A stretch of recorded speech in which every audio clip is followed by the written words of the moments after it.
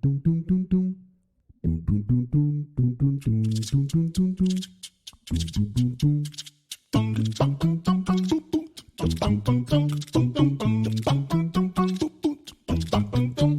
welcome back to another episode of Spellstorm Miniatures. My name is Jeremiah.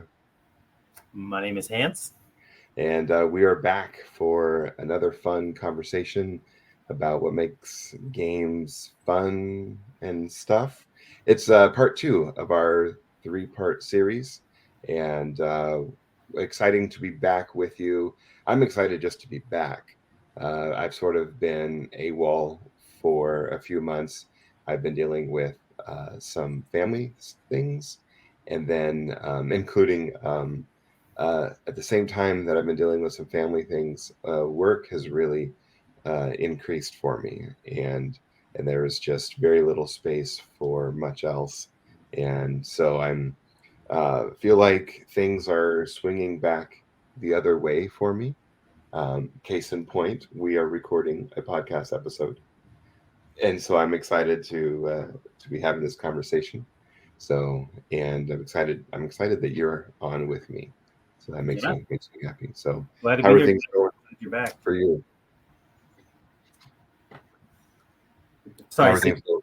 Yeah, sorry. How are things in your world? Things are good. Things are busy. As they are for everyone. I have a little kid, but I do find time to play games here and there and paint models here and there, so I can't complain too much. Very good. That's a nice segue. What kind of games have you been playing lately? Yesterday I played a game. I played a couple games of Warcry down at Rune and Board, one of our local shops, and had a really interesting game. In case you don't know, or the listeners don't know, one of the things you do with Warcry, so it's a skirmish game, and before the game starts, you split your warband into 3 separate groups because deployment happens in those 3 groups. So you randomly determine deployment, and like one of your groups might come on at turn 1, and then the next on turn 2, and the next on turn 3, or they might all come on at turn 1. It just kind of depends on what deployment you get, and then the card you flip tells you where you put your groups. So this particular game, we had so we had just one of our groups coming on turn 1, and they were both kind of central in the board, and the mission was to collect treasure, and whoever had the most pieces of treasure at the end of the game won. So it ended up at the end of round 1, we were both kind of in the center of the board, and we both had 2 of the 4 pieces of treasure. And then round 2, our other 2 warbands came on, and they came on kind of kitty corner on the board, like pincering the enemy warband. So we each had one warband like hoarding treasure, trying to survive, and 2 other warbands trying to, kill that one surviving warband. So it was a very dynamic, interesting board, and I think that's one of the things that's cool about Warcry is you get lots of because it's so random, you get some really dynamic situations going on that are really fun. So that was a good game. I didn't realize how random Warcry was, like even deployment and stuff, huh? Yeah. I mean, like, I think random is random, but that's also kind of a bad word. So I don't know if that's the best way to describe it, but I guess it is random. You flip a card and it tells you deployment. You flip a card and it tells you where to put the terrain. You flip a card and you get the victory condition. So yeah, it is random, but it does kind of all come together to create a unique experience. So yeah, I think I would like that. You and I were talking last week on the Discord about open play in 40K, and then even in Age of Sigmar 2nd edition, they had an open play deck. And I wonder if that's where they got stuff for Warcry, because with that deck, you flip to determine the table, flip to determine deployment zone. I don't think there's a flip for terrain though. I think terrain you set up like normal, or whatever normal is. Yeah, because Warcry had they come out with specific terrain boxes, and like those terrain boxes come with cards for those pieces of terrain. So you can also just play the game by setting up terrain, as you would with any other war game. But that's an option if you have that specific terrain. So yeah, it does seem like something Games Workshop has iterated on, which is cool. Yeah, and you got 2 games in yesterday. Yeah, because Warcry is really fast. I mean, you can definitely less than an hour, 30, 45 minutes. So yeah. That's good. That's really good. That's a good selling point. Yeah, for me, for sure. Yeah, yeah. What about you? I got a miniatures game in last week. Okay. Felt really good, and so I have this. Um, my work schedule is kind of odd, where I kind of have split days in the middle of the week, or I can potentially have split days in the middle of the week because I have evening meetings, and then I obviously have stuff to do during the day. But I work for myself, and so I can flex a little bit. Hmm. And so last Wednesday, I ducked out after lunch, and actually, I don't think I took a lunch that day. I just kind of ducked out in the afternoon and went over to Room and Board and played a game of War Machine, and afterwards put it all away and just went back to work. So I was like, that's kind of cool that I like being able to do that or whatever. But Yeah. I put it was 75 points. I put Maddox on the table and a bunch of lightning stuff because that's what Signar does, and I was facing off against Kador, and my opponent was running Sorsha 2 and had a bunch of guns, and so including um, the heavy weapons attachments, and they had two units of those, and um, so in my game, there's War Machine. It's a challenging game, and if you're not like if you're out of practice, it's obvious, and I didn't exactly know what to do, but I had two units of horses, and so I actually flanked really hard on both sides of the board with the horses to engage the units with the heavy weapons, and then in the middle I had my main infantry unit and I brought a colossal jack, and I just kind of push up the middle with them, and it was fun. We each round we were removing models, but none of us scored any CP and or control points, Hmm. and then I actually ended up losing on clock, um, just because you're just out of practice, Yeah. and How was so that? Like, getting back into. I mean, it's been a while since you played War Machine, right? Like, it's been a long time. yeah. Yeah. How was it? It felt weird at first. I'm kind of just forgetting a couple things, like just kind of the order of operations at the beginning of your turn, Hmm. and powering up, and I only had one jack, and I think every turn I forgot to allocate, you know, Yeah, stuff like and that. Yeah. yeah, which if I had more jacks, it would have been a bigger issue, I think. And then also target prioritization, target priority. Like I know Kador because I played Kador for a while, but I didn't know the strength of my guns, and so when I took out, so they also brought a colossal, and I took it out, but um I used a lot of resources for it, and so and I didn't have to, so but I don't know, you know what I mean? Yeah. Yeah. Like, you forget, how much damage you can do or not do, and how much life your opponent has. So, but it was fun. It was a lot Yeah. of fun. So, any other games for you? I recently played in a short campaign, like 5 or 6 games of a role playing game called The Pool, which is a Hmm. little short free game released in like 2001. Doesn't have any, it's generic, but it's kind of got. Uh, it's got some cool features, like a character is just a little 50-word story you write. That's your character, and then you have a pool of dice and you underline traits from the little story you wrote and you assign some dice to those traits, and then when you get into a conflict you roll dice. You pick some dice from your pool and then you pick one of your traits and you add that die to it and you roll those dice. These are all d6s, and if you get any ones, that's a success, and if you fail any pool dice you gambled, you lose. So it's kind of, there's a little risk reward kind of Nice. mechanic going on with the conflict resolution, but it's a really powerful little system that kind of does drama well. So we played like a historical, kind of a historical Western set in San Diego before the Mexican-American War.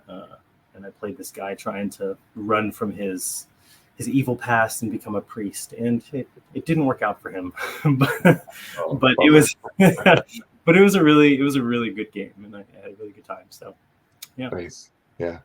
Well, and that's the other thing for me. I'm now in a new RPG group.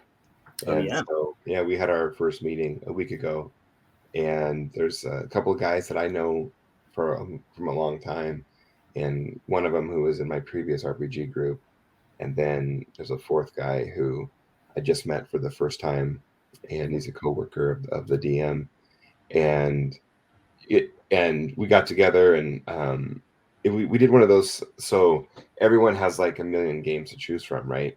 Mm-hmm. And the DM had kickstarted a bunch of RPGs and RPG settings and stuff. And so when we were emailing back and forth in preparation for our first meeting, people were throwing out different ideas of potentially what we could play. And what was interesting is there was a lot of interest for Mech Warrior, Oh, and I guess the newest edition I think is called The Time for War, but that line, right? yeah, the BattleTech role playing game, right? Yeah, that is like, yeah. And but there was, so we had all these like options, and when we got there, the DM had them all, stacked on the table, and kind of went through them, and people were like kind of afraid to say what they were interested Hmm. in doing. And not really afraid, but we're kind of feeling each other out because Right. Didn't want to commit too hard. yeah, it's a new iteration of a group. And I just kind of make this comment, and I just said, like, I came fully prepared to talk about all these things and then settle on 5e. And I was kind of joking. And as soon as I said that, they all busted out their players' handbooks. Like they all brought them, like, and I was just like, there it is. So with all the options that we had to choose from, we still chose Dungeons and Dragons 5th edition. And I guess it's fine. I mean, if you're, it's familiar, it's the first time this version of this group is getting together. Mhm. And so I can see, um, I can see us getting to know each other over this game, and then, then maybe when the story arc is finished, then branching out and trying something else, Mhm. which is what my last group did. We alternated games, and we alternated DMs too, and so the DM would choose the game, so we got to play a lot of different stuff. That's So good. Well, do yeah, you guys, when you set up that game, do you talk about like, oh, here's how long we want to play for, or we might play yeah. till fifth level and then decide if we want to keep going, or how do you do that? So we didn't talk about necessarily how far into the story we wanted to get. Mhm. We talked a lot about just our availabilities and our expectations for the meeting times, and so we're gonna settle on probably a monthly meeting that's going to be a little bit longer, Mhm. versus several short meetings, Mhm. and I think that works for most of us with our various obligations. Mhm. And so those are the kinds of conversations that we had, and in terms of kind of setting up expectations, but we didn't talk about how long we wanted to be in the story. Mhm. And we'll see. I think that might be something we play by ear. Sure. There we are going to go through one of the campaigns that was an option that the DM had kickstarted. It's Mhm. a Underdark Drow kind of setting, Okay. and so there might be natural breakpoints in there. I'm not familiar with the setting, so I don't know. Yeah. Well, But can discover it. yeah, I am doing something I've never done. I'm going to be a Drow, and I'm going to be a Drow Paladin. Okay. So yeah, I just figured I'll just be really weird, I guess. Yeah. And I'm not going to be like the tank paladin with a shield and one arm weapon. I'm going to be the two-handed weapon paladin, and all my weapons have reach. Nice. I didn't even know that existed. I just think of the Yeah. palette like, yeah, you're in heavy armor, and there you go. Well, the thing is I'm not strong enough to have heavy armor, and so I can't. So I'm going to do everything from a distance if I can. You're the lithe elfie paladin. That's right. Oh, okay. Anyway, I've got a that's sort of the build that's been sort of created, and then I'll write a fun story to go with it. So, So, but when I make characters, like if ever there's an option to randomize, I'm gonna randomize. you know, and so that's sort of how I kind of got there. Yeah, So yeah. Surprising yourself is always fun. Yeah. Oh yeah, that's why I love some of the like Dungeon Crawl Classics. I love, a lot of randomization there, and Saturday was DCC day, so we were randomly finding ourselves at Rainy Day Games, and they had a display for Dungeon Crawl Classics, and they were giving out free modules and free swag associated with the game, and of course, trying to sell stuff too. But Sure. um, and so I picked up this year's free module. So Sweet. Yeah, that's a good game for wacky kind of old school play. I played in a campaign of that a few years ago. yeah, Super fun. Super fun. yeah.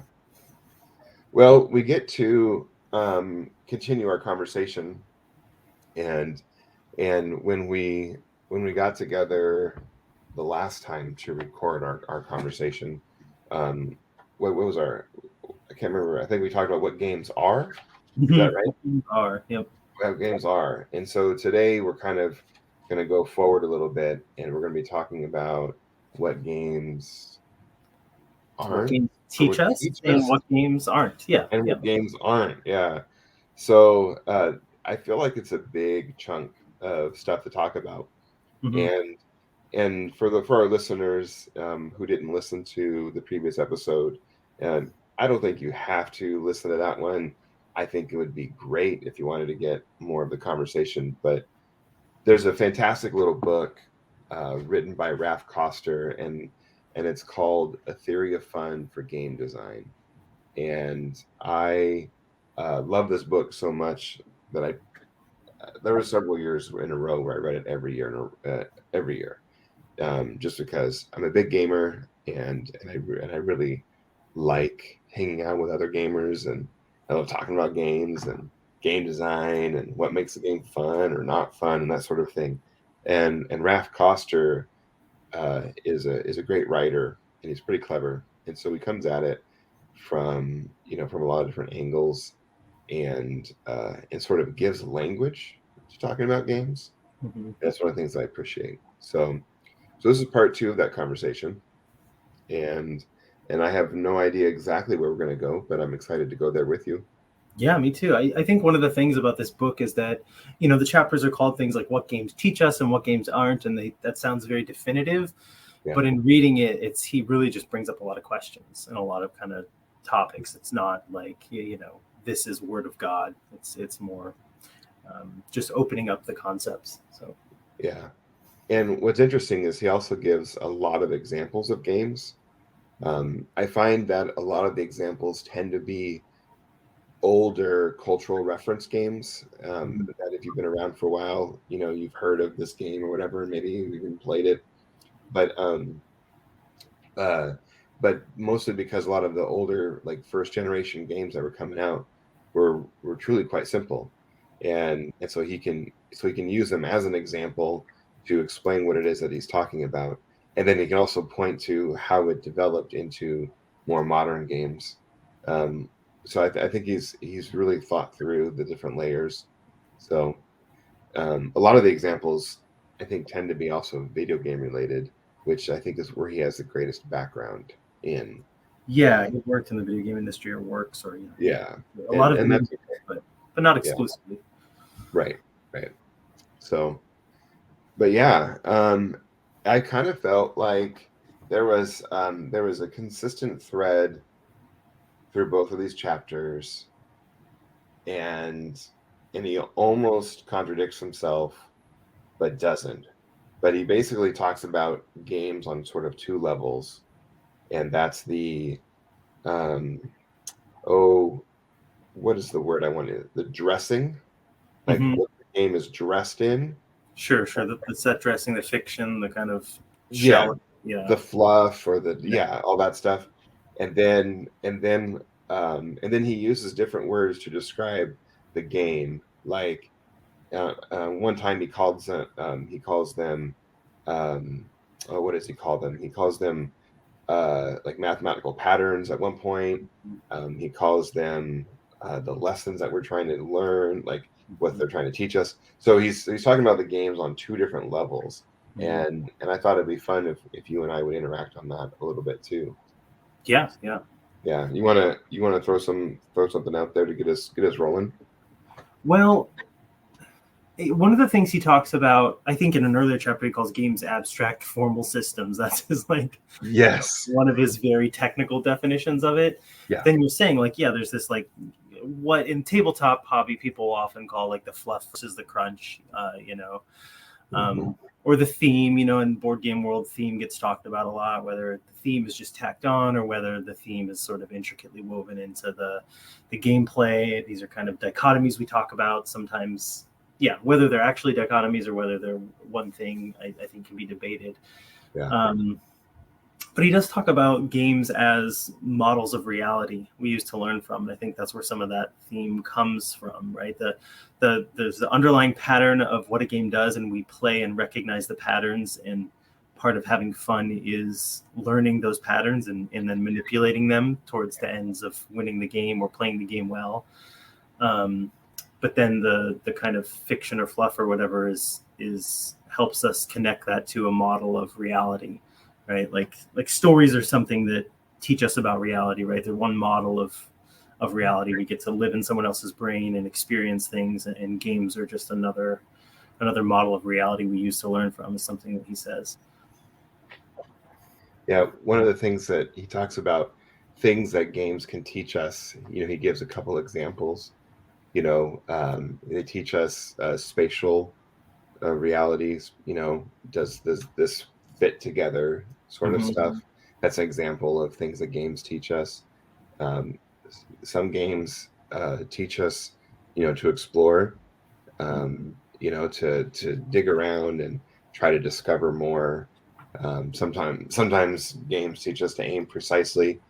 And he gives us all these different examples of what games teach us and how those can be used in real world experiences. When I was reading about the exploration lesson, I was reminded of so I used to work in schools, and I loved the field trips that we would take sometimes, and we would take kids to different things, and to have them try to experience something outside of the classroom.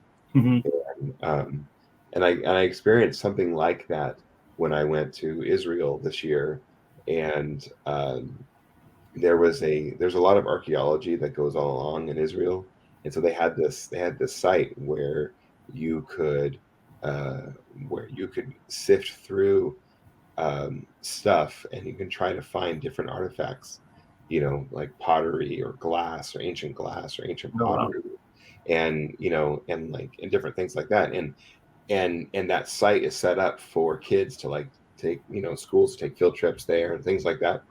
And when you learn how to explore, you can do things like that more readily, and that's a silly real world example because I just used a learning module to describe learning, but there's probably other things too. Yeah. Gotcha. Yeah, I mean, one of the things he talks about too is that he goes through these.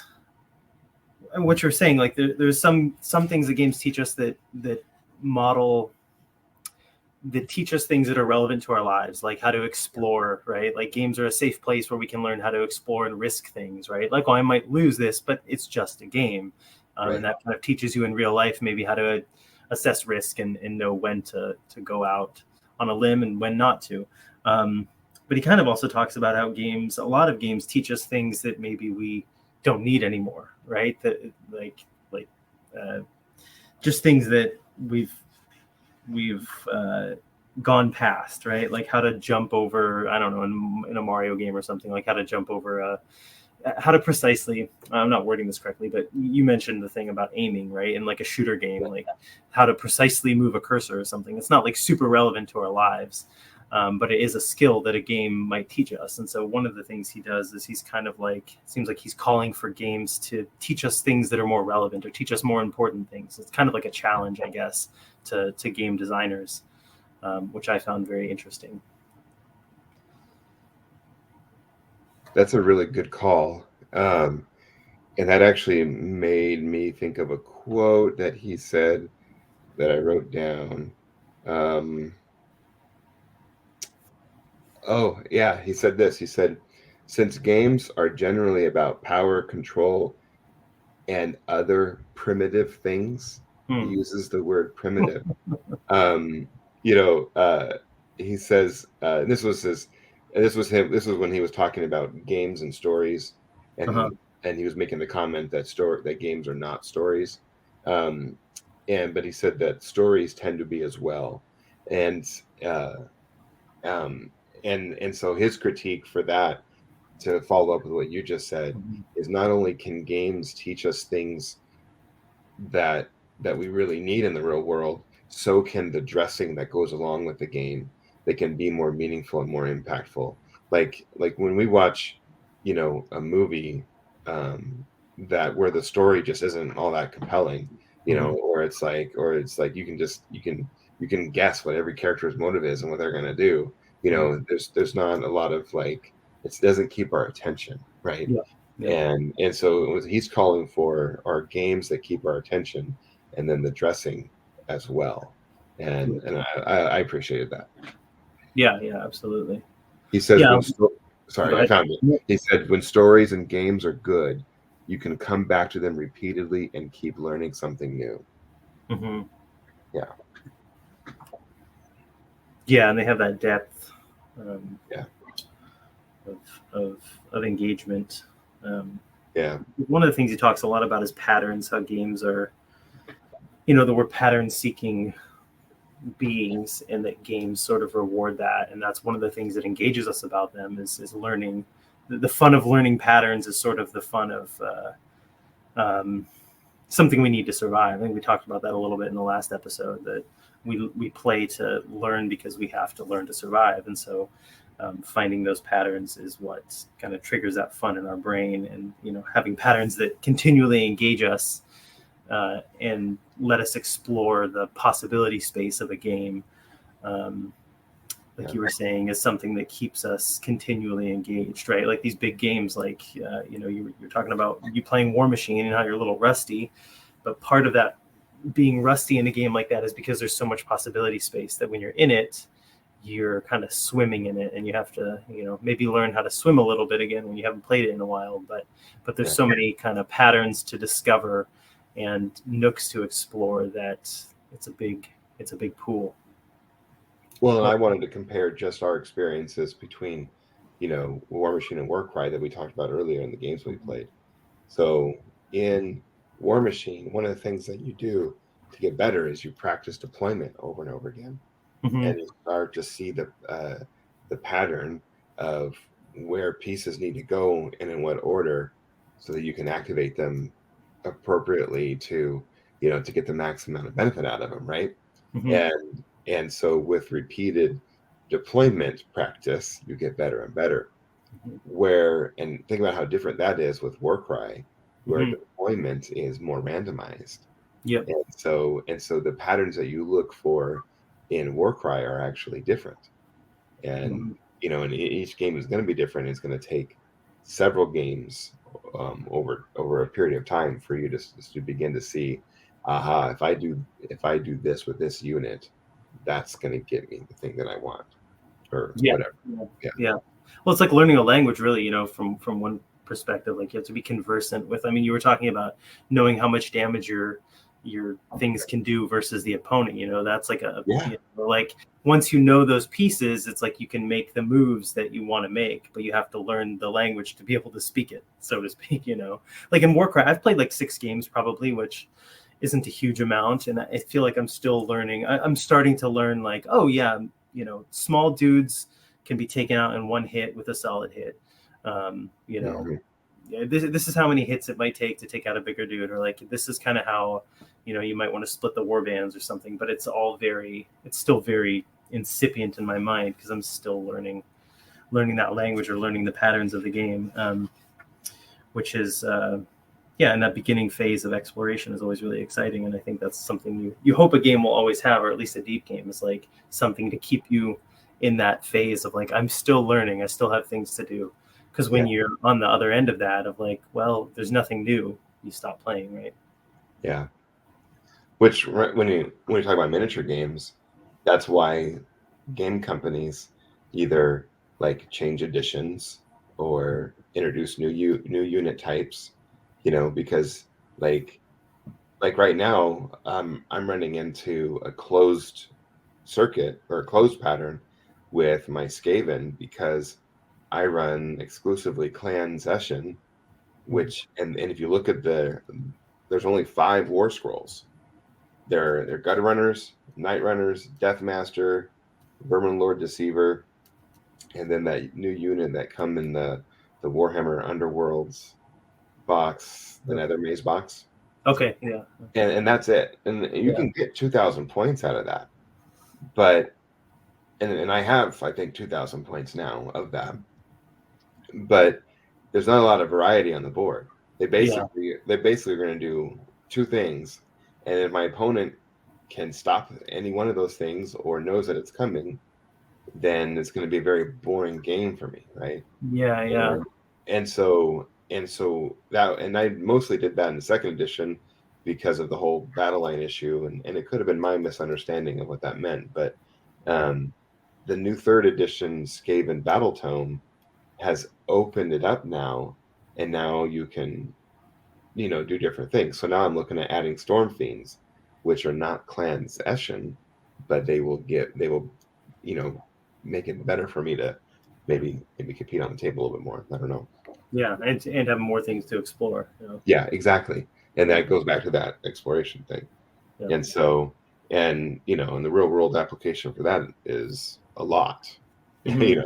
As someone who likes to cook, whenever I try a new spice out or try a new method, I get all excited. I'm like, yeah, what's going to happen? Yeah, I mean, that's part of it, that excitement of, I don't know what's going to happen. I think, I'm trying something and I'm hoping it's going to succeed, but I don't know what's going to happen. If you always know what's going to happen, then that's not a game, right? Yeah.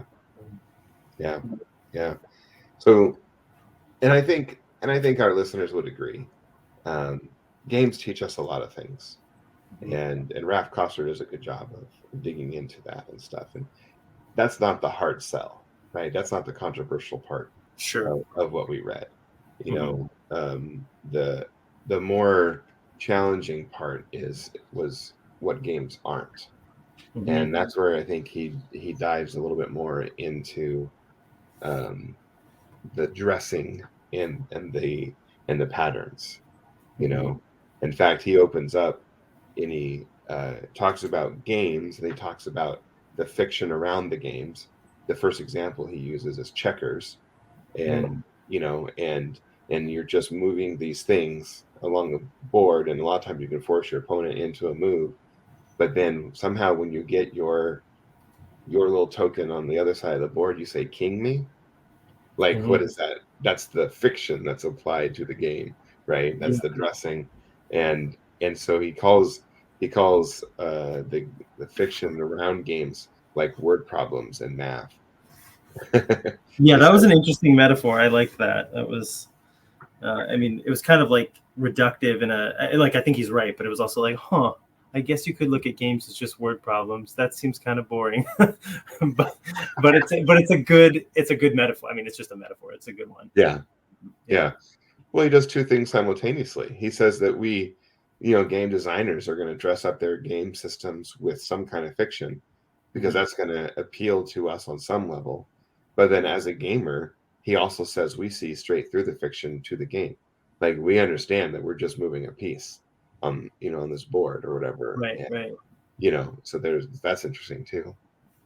I think it's fascinating. I mean, that just struck a thought in my head that, there's 2 different kind of, you come at it from 2 different angles. I feel like there's, the fiction, like in checkers or whatever, that you're playing an abstract game, and I feel like the fiction kind of, you can't help but see, some sort of fiction. I think that's that pattern seeking thing he was talking about. Like, we're playing an abstract game like Go or chess or something, some ancient game, and like the fiction sort of, and I'm just kind of hypothesizing here, but we see the patterns of we see these systems interact, and we're like, oh, that's like this thing in the real world, right? Like my guy becomes bigger, he becomes the most powerful one, he's the king. And we sort of build that fiction off. But then also from the other perspective, there's all this layer of theme or fiction, and we can dig into a game and be like, yes, but also it's just numbers and possibility space too. Well, I mean, you think about what board game companies do, like how many different versions of Monopoly are there? Yeah. Right? How many different versions of chess are there? You know, Lego chess, Mario chess, Harry Potter chess, Star Wars chess. You can get, like, and all it is trying to build story around a pattern, and it's the same pattern that chess masters and grandmasters are playing all around, and have been for decades, centuries. So.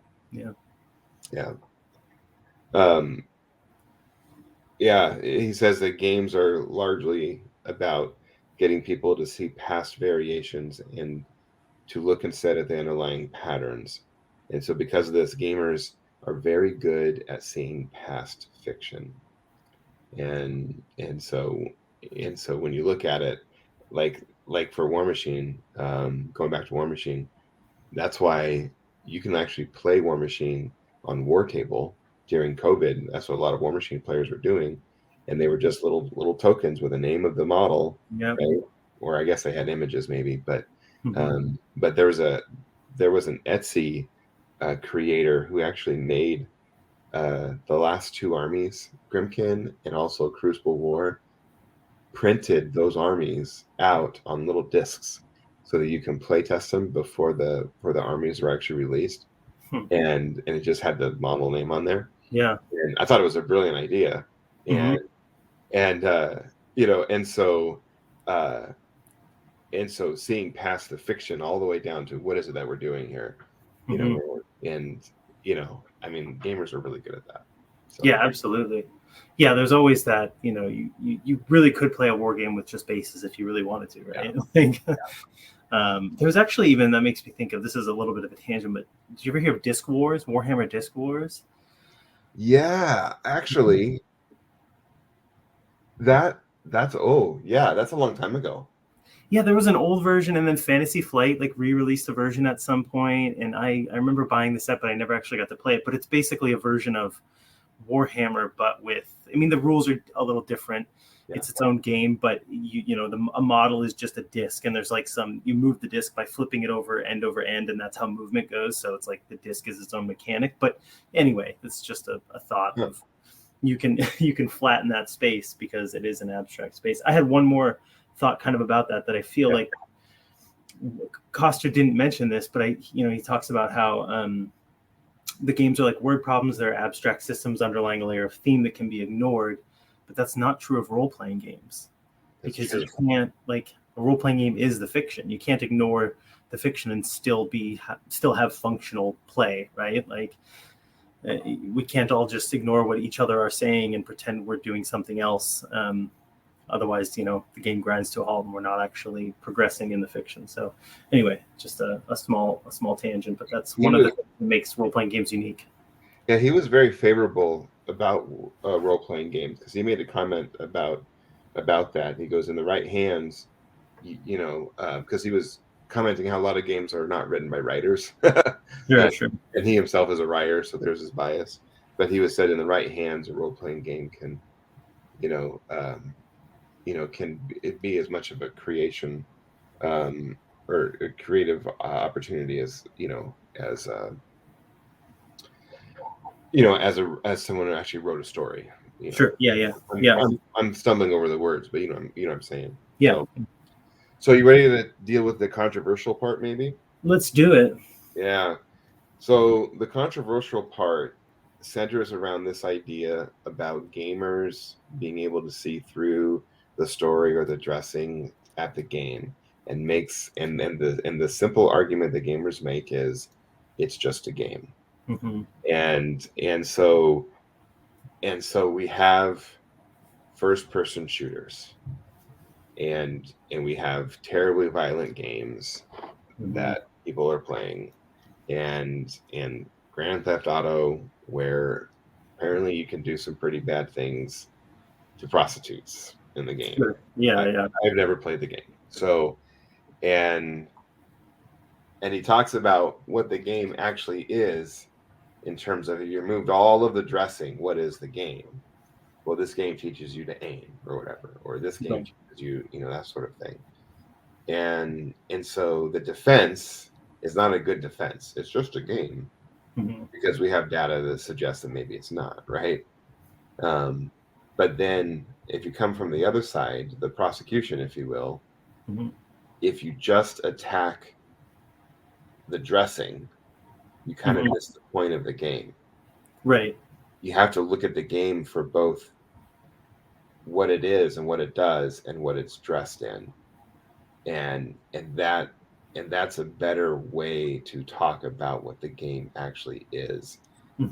Because if you don't, you ignore part of it, you aren't getting at the essence of it, right? Sure. Yeah. Like the traditional whatever politician railing against video games sees the gun and the murder.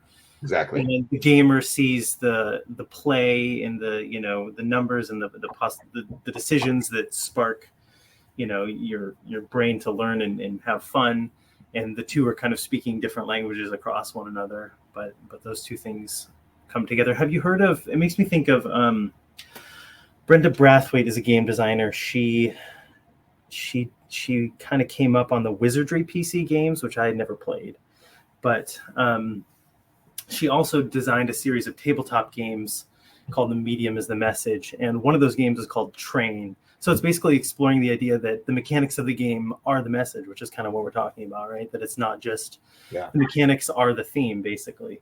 And it's just a train game where you're trying to get we have various little people and we're trying to get them into the train, and we have to get the most people into the train before the train gets to the end of the station, right? And then you play the game with a bunch of people and you come to the end and you realize like the train is going to Auschwitz and like you're loading these people, so it's like, it's kind of this gut punch. But the point is to get you to think of like a system. You're just sort of neutrally engaging the system, right? But there's no such thing as neutrally engaging a system. That I may have derailed us there a little bit, but I was trying to just that's together. Powerful.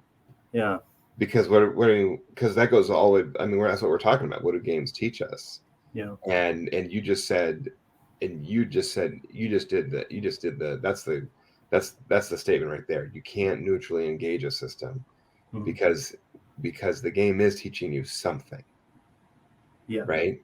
Like, whether you want to admit it or not. That's why it's just a game isn't a valid defense for any game.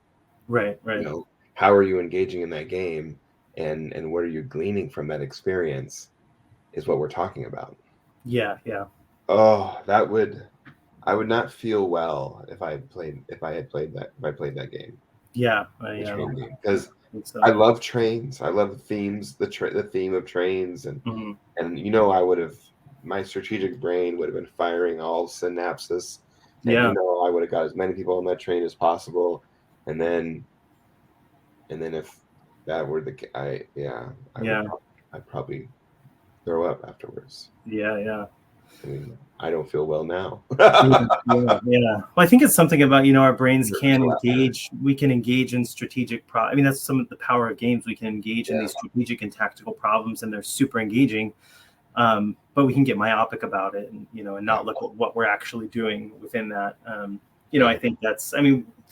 You could talk about loot boxes or games with kind of addiction mechanics in the same way, right? That's right. Engage you in ways you don't want to be engaged, but you're kind of I don't know what I'm exactly saying there, but we'll leave it with that.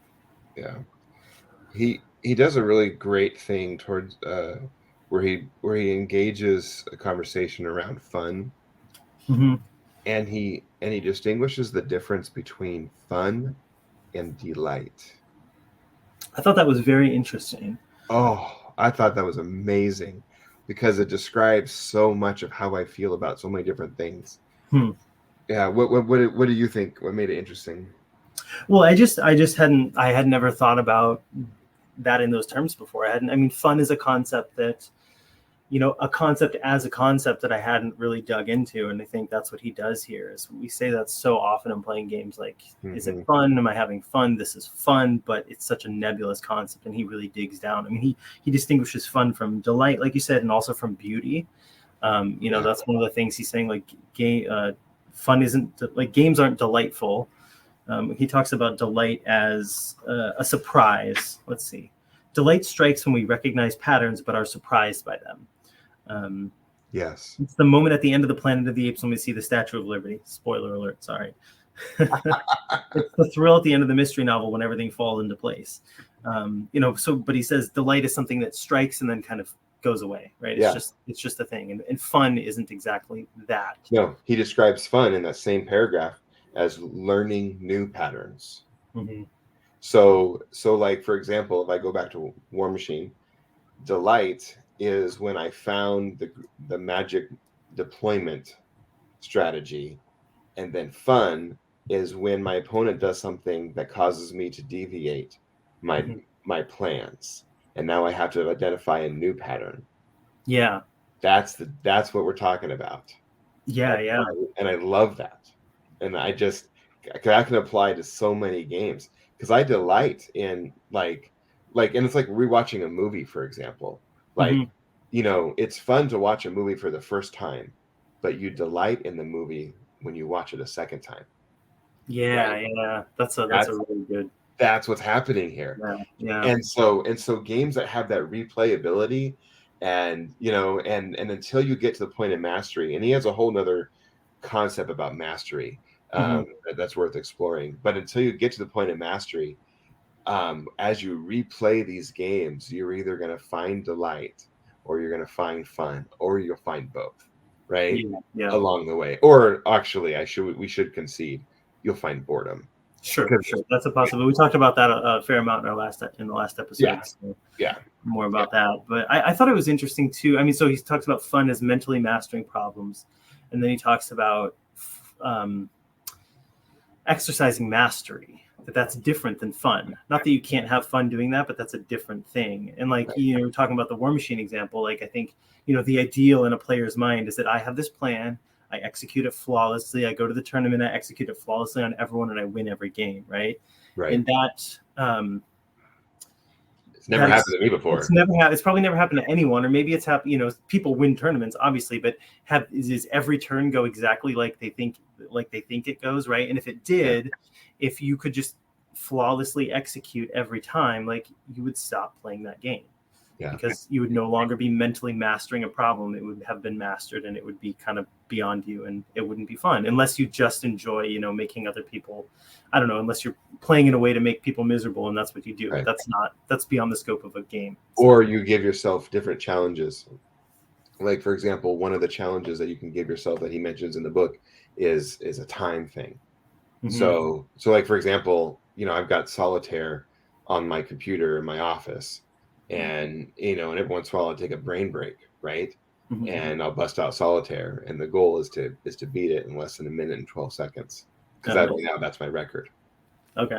So, because I could beat it. Solitaire is easy, right? I got it on medium or hard mode, and I'm pretty good at it. And, and so it's not about winning now. It's about beating the time. And so you can give yourself those kinds of challenges too. Sorry, that might be tangential, but yeah. No. I think that's right. I mean, I had that experience in a game of Warcry a few weeks ago. It was just the way the scenario shook out. It was like the opponent had to get one thing, and he had a super fast monster, and he got it, and then like ran to the end of the board, and I couldn't do anything, right? So it was like, well, what am I going to do? I could just stop, or I could say, okay, I want to see if this guy can get over and kill that guy, And it's like, it's beyond the real scope of the winning and losing of the game, but I created a goal for myself that kept me engaged. Yeah. Wow. We didn't cover everything that I wrote down, but I think we covered a lot. Beyond recommending the book to every listener, are there any closing thoughts or anything you want to add that you thought might add a good exclamation point to our conversation? Fully recognizing this is part 2 of a 3-parter. So I thought he gets at the end of the last chapter that we read about what games aren't. He gets to, I just like this quote. I feel like it wraps a lot of things together. And Mhm. fun is about learning in a context where there's no pressure from consequence, and that is why games matter. Um, Yes. Again, he doesn't tell you, he doesn't beat you over the head with it. It's sort of, that's a sentence that you can stew on and think about and like come up with your own explanations for, but it's a good one. That is good. Can you read it one more time? Mm-hmm. Fun is about learning in a context where there is no pressure from consequence, and that is why games matter. Very good. Very, very good. So we're going to come back to this at a future episode, and we're going to continue the conversation. We have another layer to dig through, to explore, if I can use a word that we were using today. But let's wrap up this episode. Let's get to confession time. What purchases have you made recently that you're willing to confess Yeah. on Well, public airwaves? I will say I took the impossible pledge Mhm. that you threw down to us on a previous episode, and I think it was I listened to that just before the spring of this year, Okay. like late winter, and I was like, okay, I will not buy any miniatures until June 21st, until the beginning of summer. I'll go an entire season, a little more than an entire season, without buying any miniatures, and I did it. So I was very proud of myself. And then on that day, June 21st, I like went down to the store and bought a bunch of Sylvaneth for Age of Sigmar. I like Nice. circled it on my calendar. I was like, I can buy minis on this day. I'm gonna buy minis because I'm Nice. kind of, I can build a Sylvaneth warband for Warcry, and I'm kind of exploring Age of Sigmar again, and so I'm gonna paint up some models and start doing that. I Nice. also, I guess, during the period of the Impossible Pledge, I backed the Rivenstone Kickstarter. Although I had given that myself as an out before I took the pledge, I was like, I'm going to back this. But yeah, so that's a game that is coming out in the near future that I'm pretty excited about seeing what happens with that. So I backed that Kickstarter. Yeah, but that's about it. What about you? Yeah. So my Impossible Pledge was tied to the Imperium magazine subscription that I signed up for. Mm-hmm. And so technically it is still going. But and the out that I gave myself early on was I split the a Kings of War 2-player starter box that had halflings on one side and Riftforged orcs on the other side, and I split that with Wes. And so, but I already talked about that in an early episode, so that was my only out. Sure. Which means that I recently broke the Impossible Pledge. Because I too was looking at my Age of Sigmar stuff and realizing that I didn't have quite 2,000 points of my clan Eshens, and so I needed to buy another Death Master and then another unit of Gutter Runners. And so I didn't need to. I chose to buy the Gutter Runners because um, they were pretty inexpensive, and so actually they were both pretty inexpensive, so it was fine. But and and then Ian talked me into some Storm Fiends. So it is official. I probably now have maybe 2,500 points of rats once I get them all built and painted, and um, so I broke my Impossible Pledge, unfortunately. But yeah, that's probably why we call it impossible. Yeah, the point is to try. It's progress, not perfection, right? Like, Yeah. And but I also want to do a shout out to a couple listeners. Cole, one of our listeners, who had listened to me interview the sales rep from War Games Atlantic, had sent me some kits from War Games Atlantic, and like some really cool kits. So he sent me um, one from their Iron Core line, one from their Deathfields line, which are both sci-fi models, and then he sent me a box of the classic fantasy Lizardmen. So now I have some Lizardmen to do something fun with, and nice. then three historical boxes. One French infantry from the Great War, conquistadors from the Renaissance period, and then some late Roman legionnaires. and so I'm pretty excited about that. These are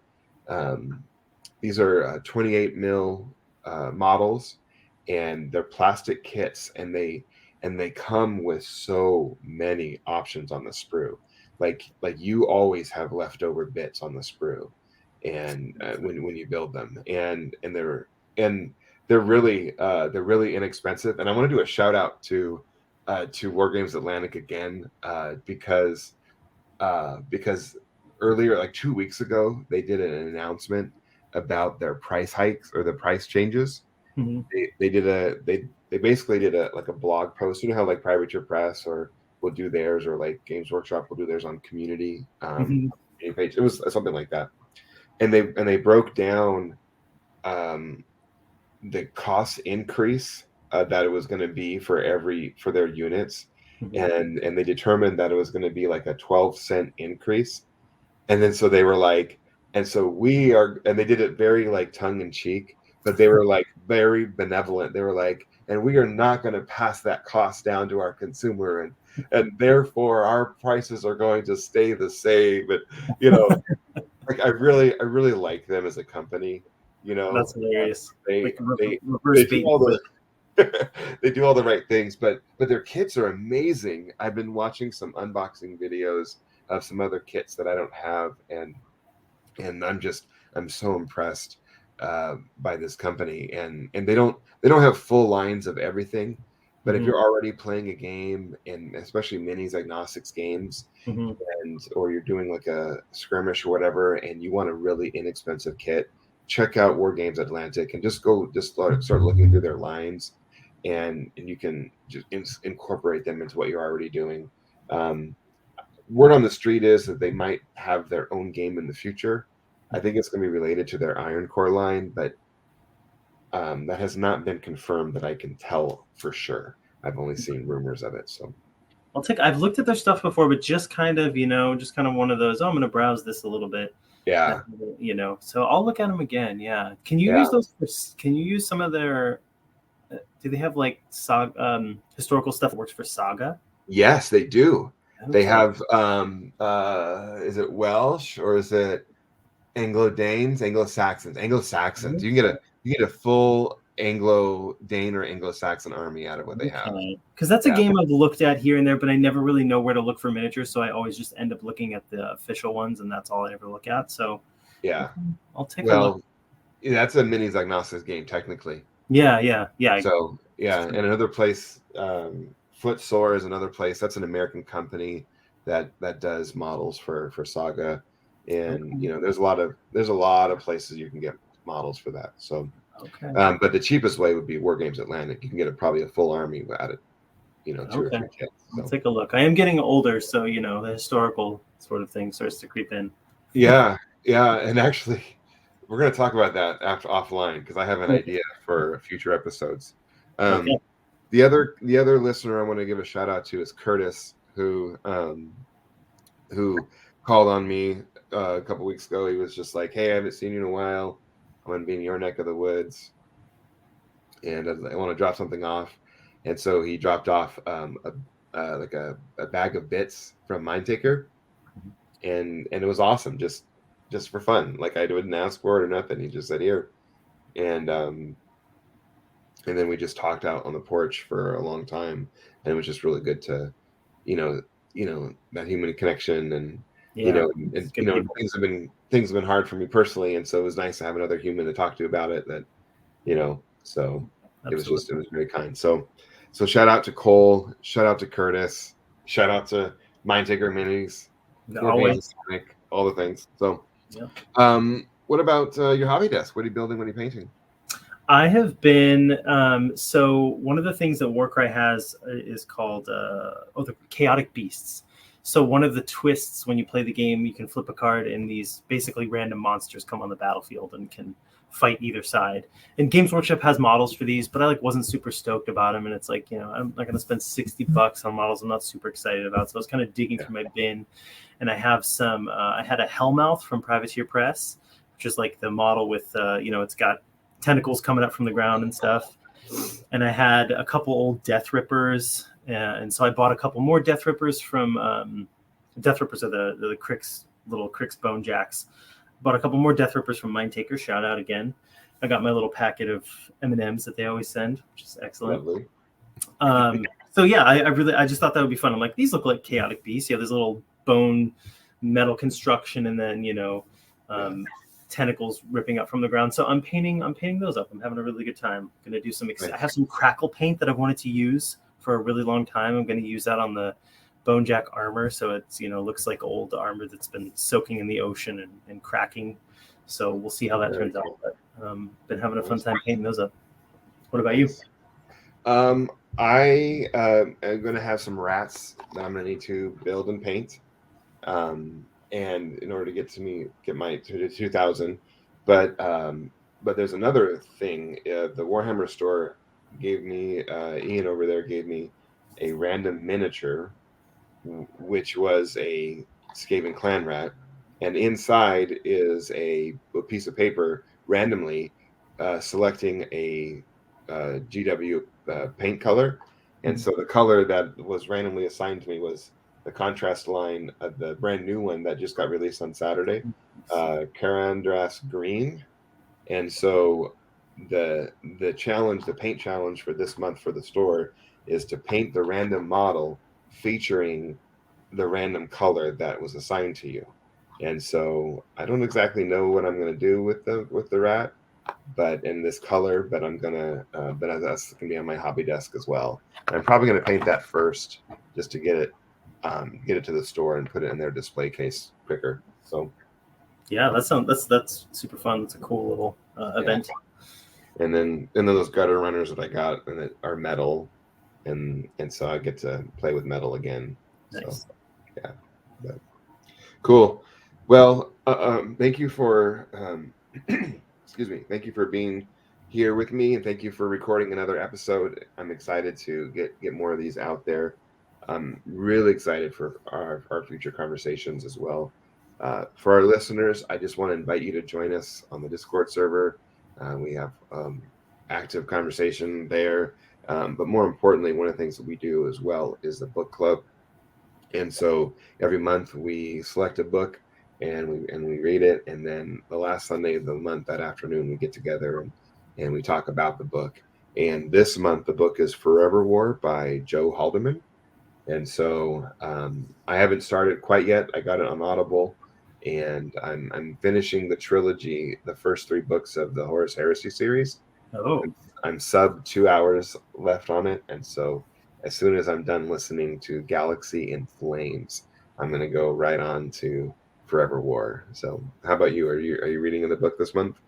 Yeah, I read the Forever War a couple of years ago, so I'm gonna maybe listen to it on audiobook, or nice. I haven't started it yet, but I'm gonna reread it somehow. Yeah, and it's since we did a few months ago, we did Starship Troopers. Yes. And the Forever War is an excellent follow-up to Starship Troopers because it deals with some of the same ideas, but in a very different way. So yeah, I'm excited about it. So, well, thanks, Hans, for being here. Thank you for listeners for being here. And if you like what we do, go ahead and tell your friends. And that's the best way to get us out there is word of mouth. And like I said, join us on Discord if you want. I'll have all the links in the show notes. And we'll see you next time. Take care.